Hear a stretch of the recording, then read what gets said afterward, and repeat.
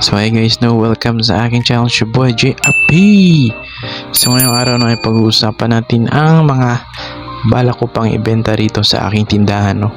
So mga plano talaga ako na gusto kong ibenta dito sa aking tindahan, pero medyo wala pa akong ngayon, wala pa akong puhunan. So nag-iisip pa ako, no? So meron ako naisip na tatlo, no, na pwede kong ibenta rito sa aking tindahan.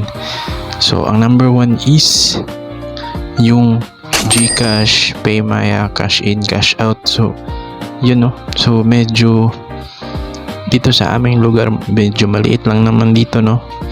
Relocation lang to, konti-konti lang mga bahay, hindi naman kami sa malapit sa may kalsada. So siguro pwede kong ng kahit 1k lang, no, 1k na puhunan, kasi konti lang namang bahay dito. Cash in, cash out lang sila ng mga kadalasan dito 100 pesos lang ang ko, kasi meron din nagka-cash out dito sa aming mga kapitbahay, pero maliliit-liit lang, like 100, 200. So pag nakaipon ako ng 1,000, yun, medyo papasukin ko na yung GCash, cash in, cash out, para rin naman tong cellphone ko na mapakinabangan, kumita rin, no. So yan, no, cash in, cash out sa GCash at PayMaya.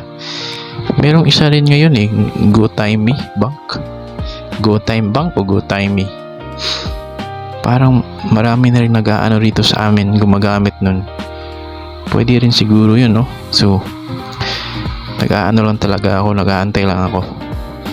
Sana masimulan ko na yung GCash at PayMaya, no, na cash in, cash out. So ang pangalawa is frozen goods. Gusto ko rin magtinda dito, like mga hotdog, mga longganisa, chorizo, yun. So yung mga lumpia na ready to cook.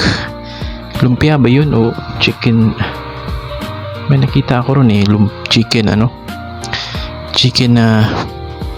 chicken lumpia na piprituhin mo na lang. Marami ako nakita ron sa tindahan. Pwede siguro, hindi ko lang alam kung magkano ang puhunan dun, pero siguro mga kabili ako konti ko sa 500. Siguro kung meron akong 500, ko na yun, kasi medyo marami rin dito sa amin yung mga naghahanap ng ulam, at kung wala na silang ulam na punta sila sa tindahan dito, meron tayong mabibigay na hotdog or longganisa. Yawn. At number 3 last, yung gusto kong pero nagdadalawang isip pa ako rito sa pangatlo, yung nuggets, yung mga tempura, yun.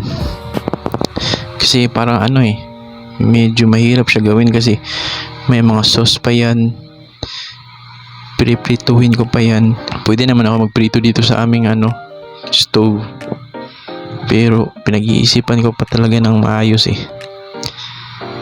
Hindi ko alam kung kaya ko yan. Bibili pa ng mga lalagyan, saan ko ilalagay yan. Medyo feeling ko matrabaho siya, no, pero isa yan sa mga kinoconsider ko, no, na aanuhin ko yan pag bibenta ng mga tempura, nuggets, fish balls, yan. So yun pa na ang aking tatlo na naiisip ko na pwede ko pang simulan dito sa aking maliit na tindahan, no?